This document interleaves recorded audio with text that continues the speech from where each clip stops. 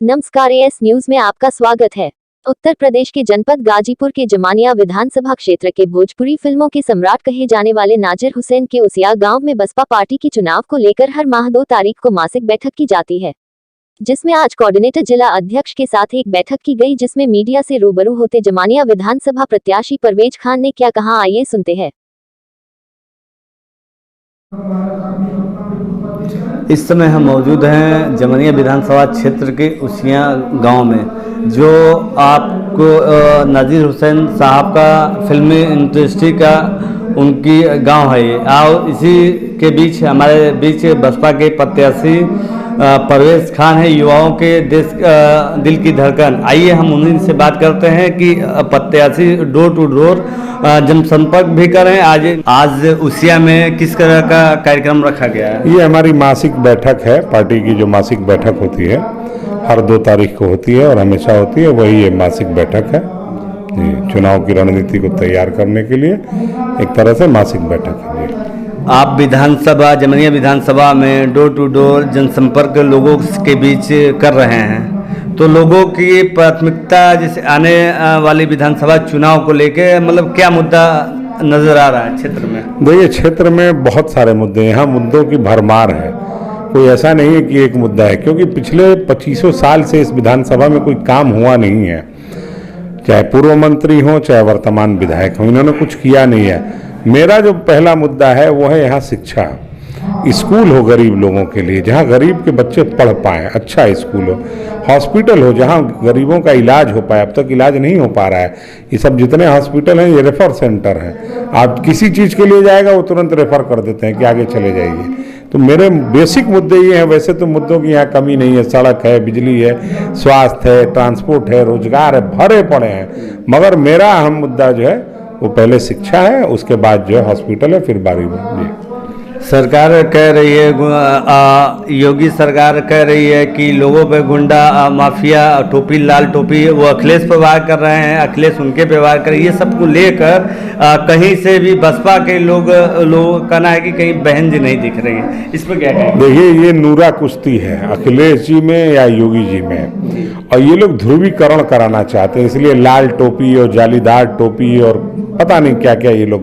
देखिए, चुनाव टोपी का नहीं है, चुनाव जनता का है और जनता के लिए चुनाव है। टोपी थोड़ी रहता है, जनता रहती है। प्रदेश में जनता है, जनता के विकास के लिए बात करो, जनता की तरक्की के लिए बात करो। और बहन जी या बहन जी के पार्टी के कार्यकर्ता वो जमीन पे काम कर रहे हैं, वो कभी मीडिया में नहीं रहते हैं, बहुत ज़्यादा आप नहीं देखे होंगे। आप ज़मीनी स्तर पे पता कीजिए, हर जगह हमारा काम चल रहा है। हम लोगों में कानून का राज स्थापित करना चाहते हैं, सुशासन चाहते हैं, जो माननीय बहन जी ने 2007 से 2012 तक इस प्रदेश में चलाया है। लोगों ने देखा है, एक भी दंगे नहीं हुए, कोई मॉब लिंचिंग नहीं हुई, कहीं मंदिर मस्जिद की बात नहीं हुई, किसी विशेष जाति के साथ कोई जोर जबरदस्ती नहीं हुई, कहीं हत्या और बलात्कार नहीं हुए। तो इस तरह के शासन को हम लोग चाहते हैं। वही आपके बीच में क्या नाम, जमानिया विधानसभा क्षेत्र से पूर्व मंत्री का एक ऑडियो वायरल हुआ था, उसको किस नज़र से देख रहे हैं आप? ये सब देखिए चुनावी स्टंट है और कुछ नहीं है। मैं इसको किसी नज़र से नहीं देखता। ये धमकी या भड़काऊ या जो भी है, ये लोग आपस में करते रहते हैं। जो वर्तमान विधायक है वो चाहे पूर्व मंत्री है, ये इनके हमेशा ऑडियो वायरल होते रहते हैं, दोनों लोगों के।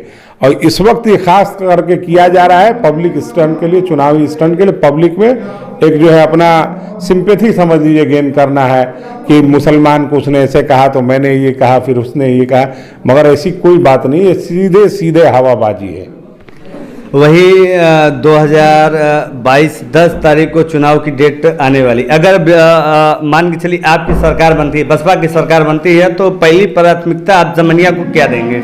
देखिए, सबसे पहले तो माननीय बहन जी 10 मार्च को आप देख लीजिएगा, बसपा की बहुमत की सरकार बनने वाली। ये कहते रहे जो लोग कह रहे हैं। उत्तर प्रदेश में कानून का राज होना चाहिए।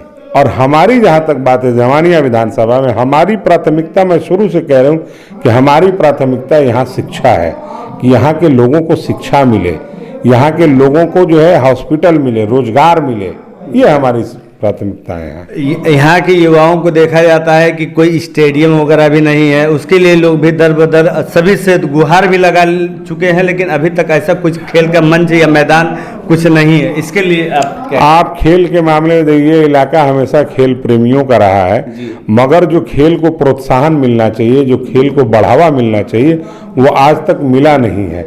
हम सब लोगों की ये है कि इस इलाके के लोग बड़े मतलब मजबूत होते हैं, तंदुरुस्त होते हैं, तो उनको खेल की भावना अगर उनके अंदर है तो खेल के लिए बढ़ावा मिलना चाहिए सरकार के तरफ से, मगर अभी तक मिला नहीं है। जो स्टेडियम बने हुए हैं, जो मिनी स्टेडियम है ग्रामीण, उनकी हालत जर्जर है, उसमें कोई स्पोर्ट्स का सामान है नहीं। जिम बनाए थे तो जो लोग उस वक्त थे मंत्री और नेता, वो जिम का सामान तक उनके लोग उठा के लेके चले गए। उसके स्टेडियम के दरवाजे खिड़कियां तक इनके गुंडे इनके चोर लोग उठा के लेके चले गए जी। वही विधायक के द्वारा 12 पीपा पुल का उद्घाटन किया गया और बताया गया कि बहुत जनता की सहूलियत के लिए बनाया गया, और देखा जा रहा है कि वो इस समय बढ़ते पानी में वो डूब गया। इसको किस नजर से देखते हैं? जो ये तो 12 के या इस क्षेत्र के लोगों के साथ एक मजाक हुआ है। आप बताइए, हंसी आती है देख के कि पीपा का पुल पानी में डूब गया है, और पीपा के पुल के ऊपर अगर ढंग से देखा जाए तो नाव चल जाएगी। ये क्या है? इतनी आफत किस बात की, इतनी बौखलाहट क्या है कि इतनी जल्दी जो है पीपा का पुल का उद्घाटन किया गया? अरे सही से बना होता तो आपकी ही होती। मगर ये दोनों लोग, एक साहब रात को पहुंच गए, एक साहब सुबह दिन को पहुंच गए।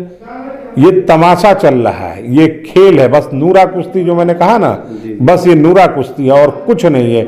और उस पीपा पुल के उद्घाटन को और लेके इनकी भत पिट गई है कि आपने ऐसे पुल का उद्घाटन किया जो पुल अगले हफ्ते ही डूब गया पानी में।